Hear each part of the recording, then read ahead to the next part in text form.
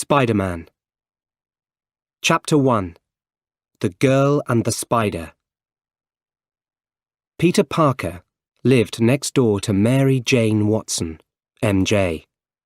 They went to the same school. Peter liked MJ a lot, but he never told her. She already had a boyfriend. His name was Flash. He was good-looking, and he was the school's top football player.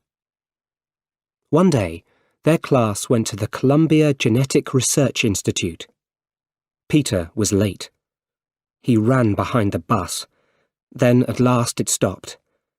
He was red and hot, and everyone laughed at him. As Peter walked down the bus, Flash put his foot out. Peter crashed to the floor. Everyone laughed louder. The bus arrived at the institute. Harry Osborn wasn't on the bus. He arrived in a big car, a Rolls-Royce with his father and a driver. Harry was new to the school and he wasn't good at science. Peter was fantastic at science and he often helped Harry. They were good friends. "Peter, this is my father," said Harry. "Ah, the great scientist," said Norman Osborn. "I'm a scientist too. Your mother and father must be happy," said Mr. Osborn. "I live with Uncle Ben and Aunt May," said Peter. "Yes, they are happy." "Hey, you two," called the teacher. "Let's go." A woman took the class to see some spiders. "There are 32,000 different spiders in the world," she said. "And these 15 spiders are special. We took the best bits from 3 different spiders and put them together." "There are only 14, said MJ. "Oh," said the woman. "Maybe someone is doing some work on number 15. Peter took some photos of MJ with the spiders for the school newspaper. "Ow! What was that?" he thought. The back of his hand was red, and there, on the floor, was a spider. The spider. Spider number 15. "Parker, let's go," said the teacher. Chapter 2. The Special Gas. Norman Osborn arrived at Oscorp. Important buyers were there that day. First, they looked at Osborn's new glider. The glider worked beautifully. But the buyers didn't want the glider. They asked questions about Oscorp's special gas. "It makes you very, very strong," said Dr. Strom, Osborn's top scientist. "But it can also make you very angry and crazy," he said. "We need more tests." "The gas must be ready in 2 weeks," said the buyers. "We need it then." Norman Osborn and Dr. Strom were at Oscorp late that evening.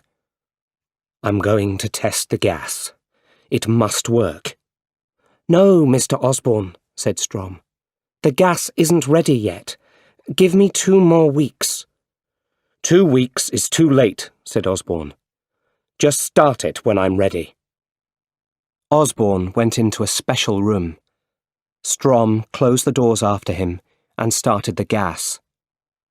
Soon, there was green gas everywhere in the room. Osborn tried to shout. Strom stopped the gas, but it was too late. Osborn was dead. Strom ran into the room. Suddenly, Osborn's eyes opened. He was a different man now. His body was very strong, and he was very angry. He took Strom in his hands. In seconds, Strom was dead. Peter had a terrible night. When he woke up, he thought, "Am I dead?" Slowly, he started to move. "No," he said. "I feel fantastic." His body was beautiful and very strong. He looked across the room. I can see much better too. This was a new Peter Parker. Later that day, Peter was in the lunchroom at school. MJ sat with Flash a few tables behind Peter. My hands feel different, Peter thought. He looked closer at his right hand. Suddenly, a line of spider webbing shot from his hand across the room. It shot onto some food on the next table. Peter watched the food fly across the room. It hit Flash. He turned and saw Peter. Parker! Peter ran out of the lunchroom, but Flash followed him. Peter turned.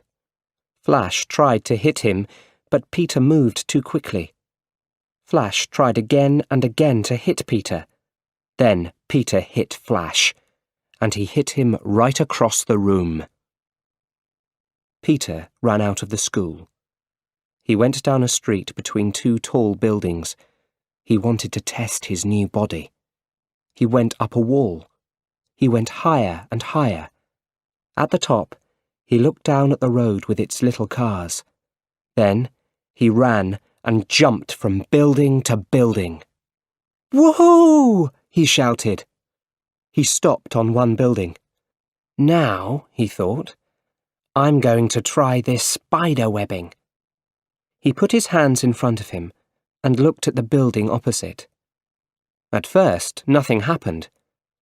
Then long lines of strong webbing shot from his hands. He took a line of the webbing and jumped. Woohoo! Now I can fly! Peter came home late that night. He heard shouts from MJ's house.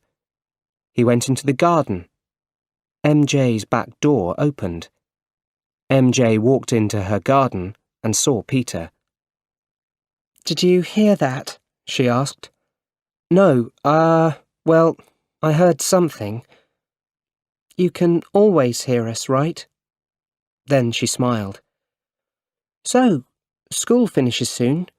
What's next for you? I want to live in Manhattan. I want to be a photographer. What about you? Yeah, I'm going to live in the city too. I want a job on Broadway.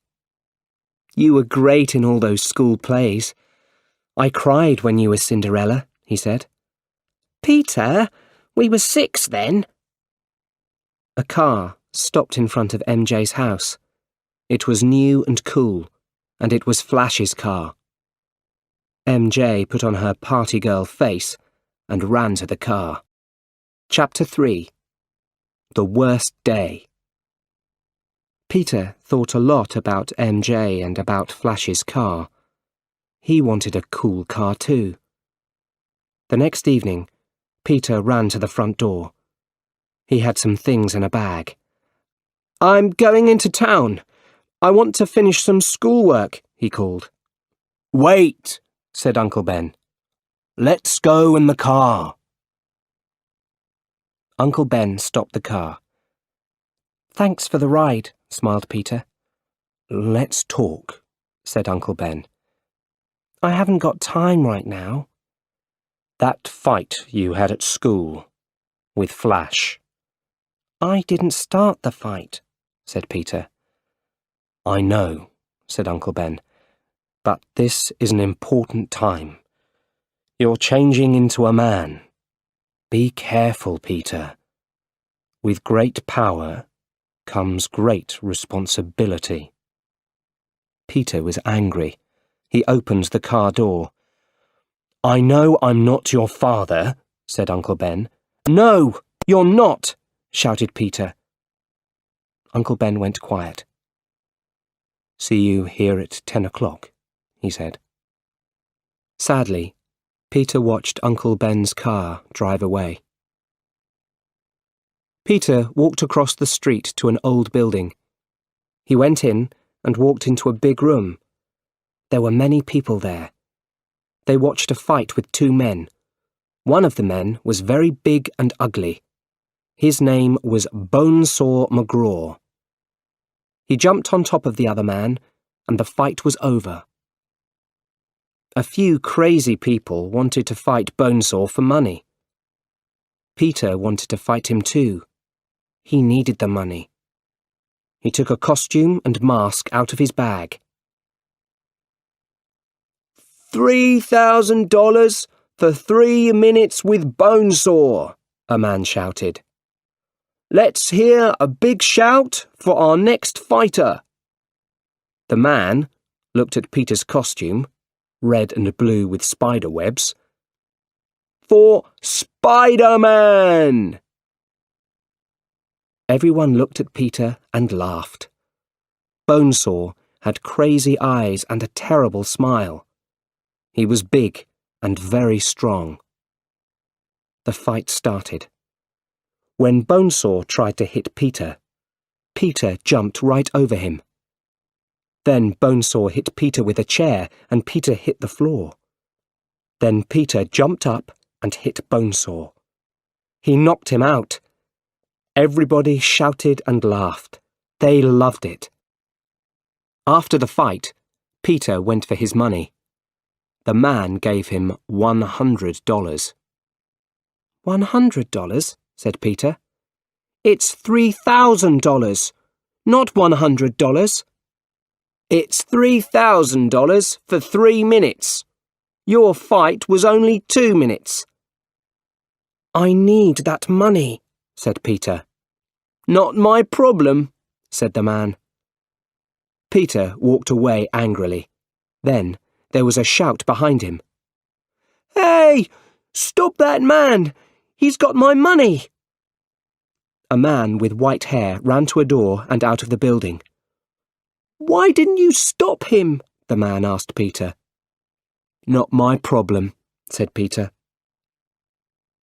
A few minutes later, Peter was in the street. Some people were around the body of a man. Peter walked through the people. He saw Uncle Ben on the road. What happened? asked Peter. It's my Uncle Ben. Someone shot this old man and took his car, said a woman. Peter looked at the body. Uncle Ben, he cried. Uncle Ben! Uncle Ben opened his eyes. Very quietly he said, Peter. And then he died. We can see the car. It's on 5th Avenue, said the police radio. Peter ran between 2 buildings. He put on his costume. He went up one of the buildings.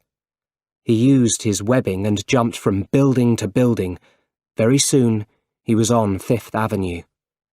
Then he saw Uncle Ben's car. He jumped on top of it. Smash! He put his hand through the front window. Ah! cried the driver and crashed the car. Peter followed the driver into a dark old building. Peter had the man in his hands. The man turned to the light and Peter saw his face. It was the man from the Bonesaw fight, the man with white hair. It was the worst day of Peter's life.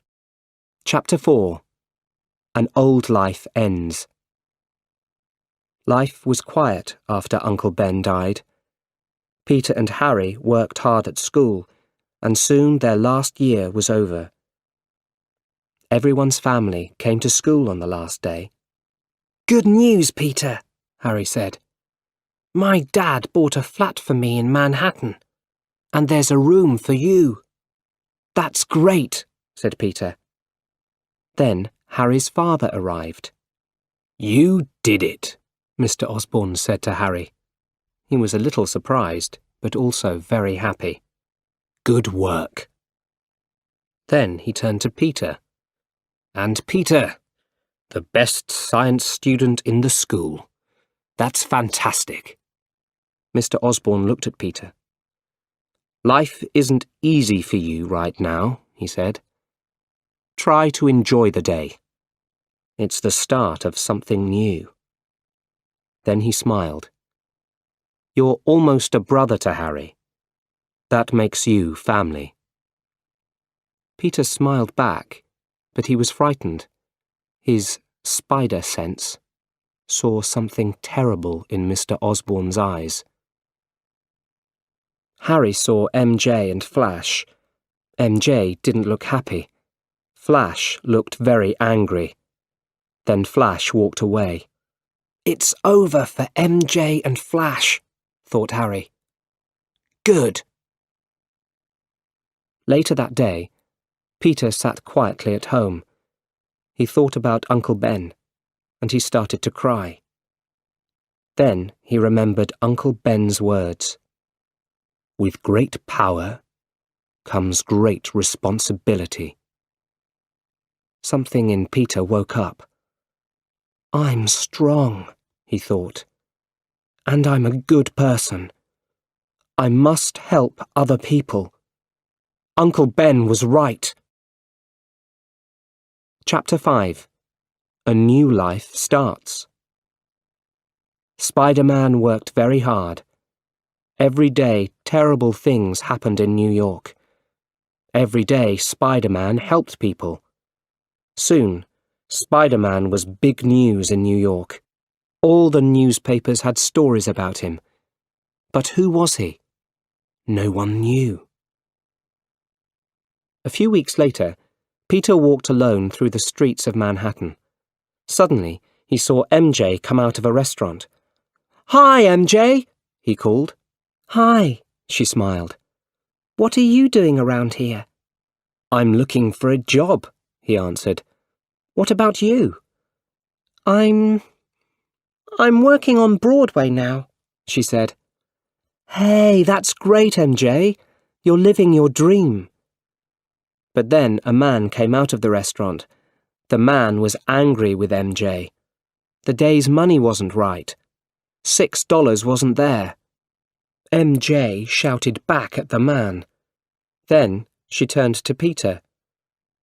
"Some dream," she said. "I work here." "There are worse jobs." "Don't tell Harry," she said. "Harry?" "We're going out," she said. "Didn't he tell you?" "Oh, yeah. Right," he said. MJ turned to go.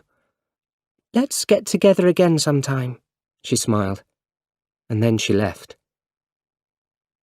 Back at the flat, Peter was very sad. He didn't have a job, and MJ was Harry's girlfriend now. Then he saw the front of the Daily Bugle newspaper. "Dollars for photos of Spider-Man." Peter smiled. "I know just the right man for the job," he thought. Chapter 6. The Photographer. The next morning, Peter went out with his Spider-Man costume and his camera. When bad things happened on the streets of New York, he put his camera up high. Then Spider-Man did his good work, and the camera took the pictures. Mr. Jameson looked quickly at Peter's photos. He was the top man at the Daily Bugle newspaper. He loved the pictures, but he didn't say it. "You can have $200, he said. "That's not much," Peter answered. "OK, $300, said Mr. Jameson. "And bring me more." Peter left the newspaper building with $300, and the next day, his photo of Spider-Man was on the front of the paper. Not bad for a morning's work. All the important people at Oscorp sat around a table. Norman Osborn talked about Oscorp's good work. "Quest Aerospace is big, but we are bigger," he said. "That's great news, Norman," said one of the men. "Because of this, we are selling Oscorp." "What?" said Osborn. "Quest Aerospace is giving us a lot of money." "Why didn't you tell me?" "They didn't want a big fight, and they don't want you." "You can't do this to me," said Osborn. "I started Oscorp. I gave everything to Oscorp." "That's true," said Fargas, Osborn's number 2. But we all want this.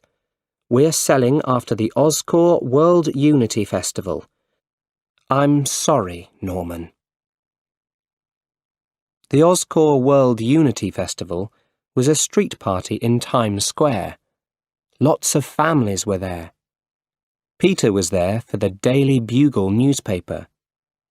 Fargas and the other Oscorp people watched from the first floor of a beautiful old building. Peter saw Harry and MJ there too, but not Norman Osborn. Suddenly, Peter's spider sense screamed. He heard something in the sky. Everybody looked up. It was a green goblin on a glider. Oscorp's glider. The people stopped and watched the glider.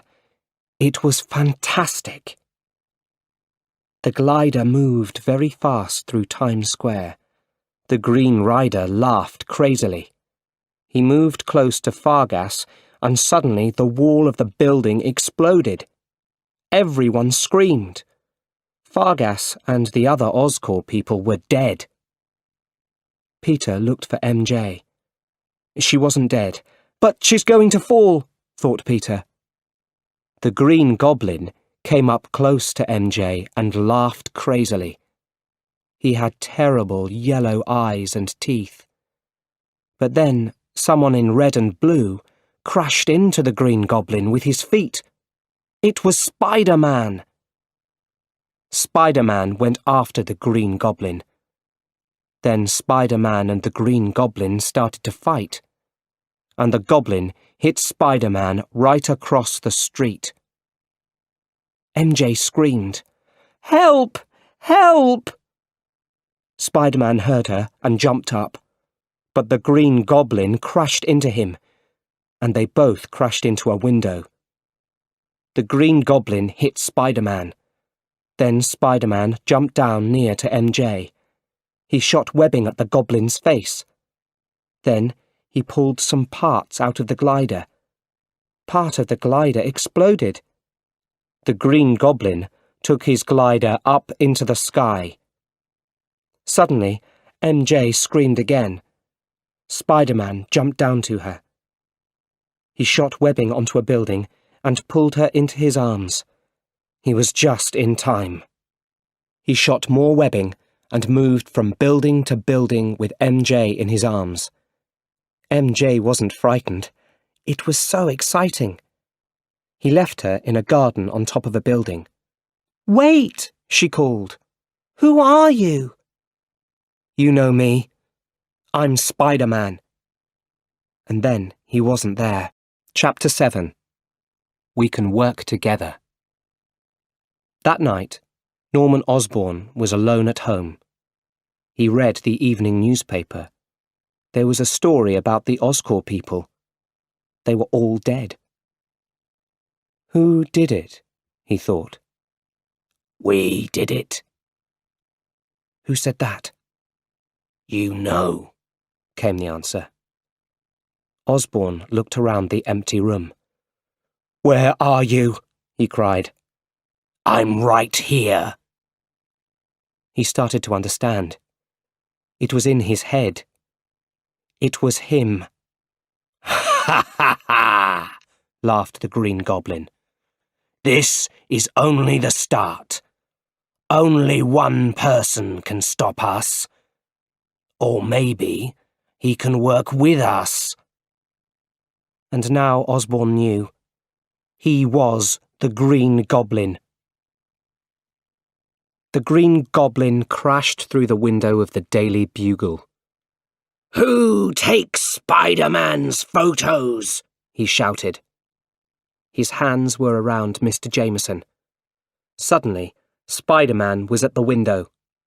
Put him down! He shouted. But the Green Goblin shot sleeping gas into Spider-Man's face. Then he put Spider-Man on his glider and left the building quickly. A little later, Spider-Man opened his eyes. He was on top of a tall building. Wake up, Spider-Man, the Green Goblin said quietly. You're not dead, but you can't move. You are very special, Spider-Man. You and I are not so different, he said. We can work together. He jumped onto his glider. Think about it, he said. A week later, Peter went to find MJ. She came out of a building on Broadway. Hey, MJ, called Peter. It's me again. Hi, Peter. Did they give you the part? Asked Peter.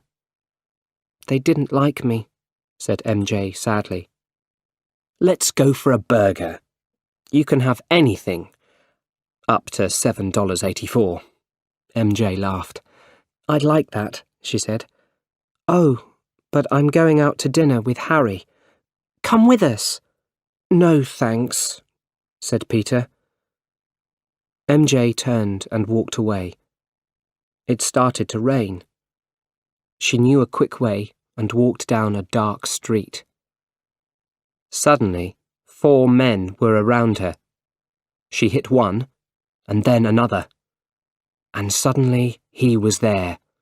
Spider-Man shot webbing at the 4 men. He pulled them back from MJ. The men hit him, but Spider-Man was stronger. The men ran away, and Spider-Man jumped onto a wall. He came down the wall head first.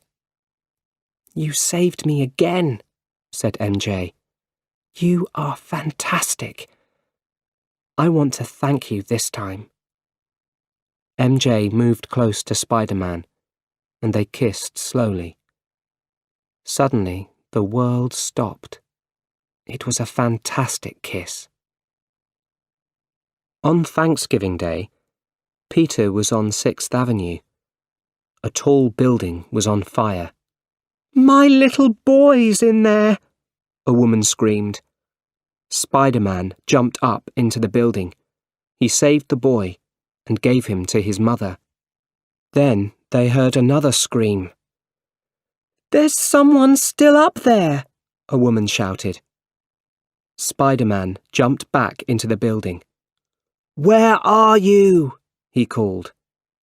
Then he saw an old woman. The woman turned around. It was the Green Goblin. You, said Peter. So, Spider-Man, he said. Are we a team or not? Not, said Peter. No one says no to me, shouted the Green Goblin. He hit Spider-Man hard, but Spider-Man jumped and hit him back. Then there was an explosion. Spider-Man jumped out of a window and back into the street. MJ, Aunt May, and Norman Osborn were with Harry at his flat. It was time for Thanksgiving lunch. Peter walked in the door. Sorry, I'm late, he said. Everyone sat down at the table. Mr. Osborn looked very closely at Peter. Their eyes met for a few seconds. Then Mr. Osborn jumped up from his chair. I must go, he said quickly. I'm sorry, everyone. Harry followed his father out of the flat. What are you doing? He asked angrily. What about MJ? She's important to me. Harry, please. Look at her. Beautiful girls only like rich men for their money.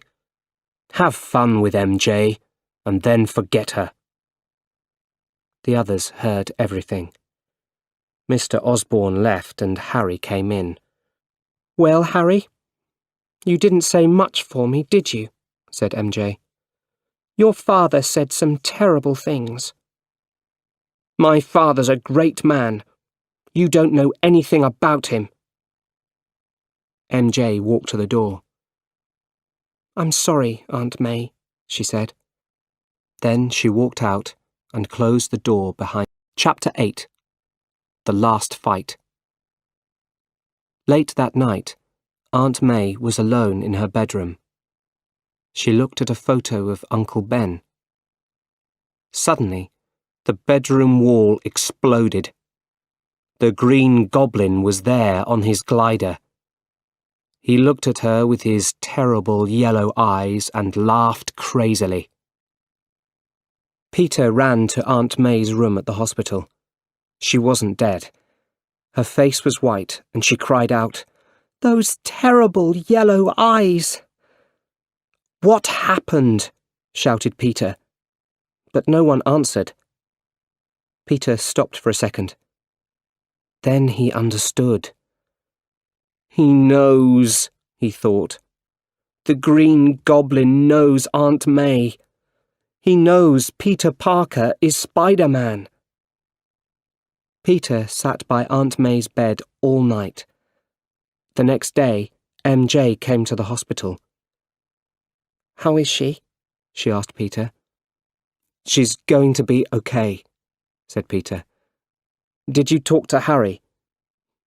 "No, I didn't. The thing is, I'm in love with, don't laugh, Spider-Man." In her bed, Aunt May opened her eyes and listened. "Oh, him," said Peter. "Well, he is very cool. I know him a bit. I take photos of him." "Does he talk about me?" "Yeah, I talked to him about you. Once I said, 'You know, Spider-Man, the great thing about MJ is you look into her eyes and you feel stronger, excited, but frightened at the same time.'" "You said that?" MJ smiled and took Peter's hand. Aunt May heard everything, and she smiled too. The door opened quietly, and Harry came into the room. MJ pulled her hand away, but it was too late. They all knew. Harry went to his father's home. "You were right about MJ," he said to his father. "You're right about everything. She's in love with Peter." "Parker," his father said quietly. "And how does he feel about her?" "Peter was in love with MJ when he was 6, and he still loves her." Mr. Osborne smiled. Then he looked at Harry sadly. "I'm so sorry. I wasn't always there for you, but now things are going to be different. I'm going to make things right," he said, and took Harry in his arms. Back at the hospital, Aunt May looked at Peter. Peter smiled back. "A smile," said Aunt May. "And you smiled at MJ earlier today too. You love MJ, Peter. Please tell her. Everyone knows you love her." But suddenly, Peter thought of the Green Goblin. "Just a second, Aunt May," he said, and he left the room. He called MJ's number, but she didn't answer. "MJ?" he shouted. "Are you there?" Then he heard a crazy laugh at the other end of the phone. "Can Spider-Man come out to play?" It was the Green Goblin. "Where is she?" Peter cried. MJ woke up. It was night. She looked down. She was high up on the Queensborough Bridge. This was a bad dream, right? A cable car took people from Manhattan to Roosevelt Island. The lights were on in the cable car. She saw some children in the cable car. Then she heard a crazy laugh. It was the Green Goblin on his glider. The Green Goblin shot at the cable car station on Roosevelt Island. The station exploded, and the cable car stopped over the water. Seconds later, Spider-Man was there. Suddenly, there was a terrible sound. "The cable is breaking," thought Spider-Man. The cable car started to fall. "I can't save them. There isn't time." Then the Green Goblin took the cable in his hand and saved the children. With the cable in his right hand, he glided up to MJ. He took her in his left arm and shouted, "Spider-Man, who is going to die? The woman you love or the little children? You choose." And then the Green Goblin opened both his hands. In a second, Spider-Man jumped down and took MJ in his arms. Then he took the cable in his other hand. He shot webbing at Queensborough Bridge and stopped the fall of the cable car. Spider-Man said to MJ, "Go down the cable to the cable car." "I can't." "Yes, you can, MJ." Slowly, she went down. Peter turned, and the Green Goblin crashed into him. The Green Goblin laughed and turned the glider. "It's time to die," he cried, and glided fast back under Queensborough Bridge. And then something hit the Green Goblin. The glider went around and around crazily. The people on the bridge shouted at the Green Goblin and hit him with bits from the bridge. Carefully, Spider-Man put the cable car down onto a big boat under the bridge. The Green Goblin shot a cable around Peter's body. Then he took Peter to an old building on Roosevelt Island. There he hit Peter again and again. "I'm going to finish MJ very slowly," said the Green Goblin. Peter looked up. He was angry. He hit the Green Goblin hard again and again. He shot webbing at a wall and pulled. It crashed down on the Green Goblin. At last, the fight was over. "Peter, stop!" the Green Goblin cried. "It's me." He pulled off his mask. The tired face of Norman Osborn looked at Spider-Man. "Mr. Osborn," said Peter. "Peter, those Oscorp people are dead because of you." "No, that was the Green Goblin, not me. You can save me, Peter. I'm like a father to you. Give me your hand." "I had a father. His name was Ben Parker." Peter's spider sense was working well. "I can feel the glider behind me," he thought. Suddenly, he jumped up high. The glider moved very fast. It glided right through Norman Osborn's body. "Peter," said Mr. Osborn before he died, "don't tell Harry." Spider-Man took Mr. Osborn's body back to his house. Harry came into his father's room. He saw Spider-Man and the dead body. "What did you do?" he shouted. But Spider-Man left quickly through the window. Chapter 9. MJ's Surprise. Harry was very sad and alone. Aunt May, MJ and Peter were there. Everyone was in black.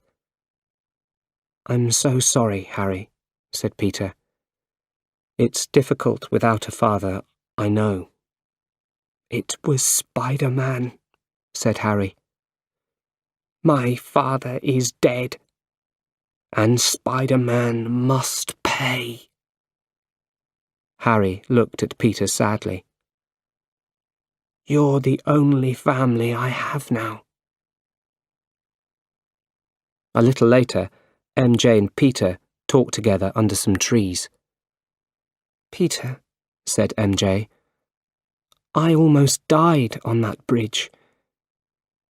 But I thought about someone. and it wasn't Spider-Man.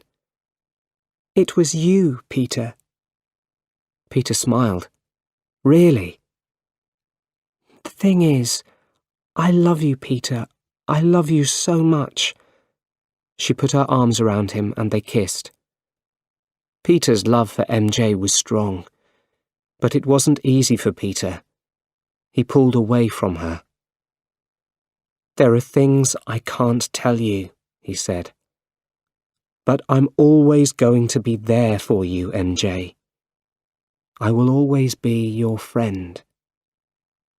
MJ's eyes opened in surprise. "Only your friend?" "That's all I have," answered Peter, and he walked away.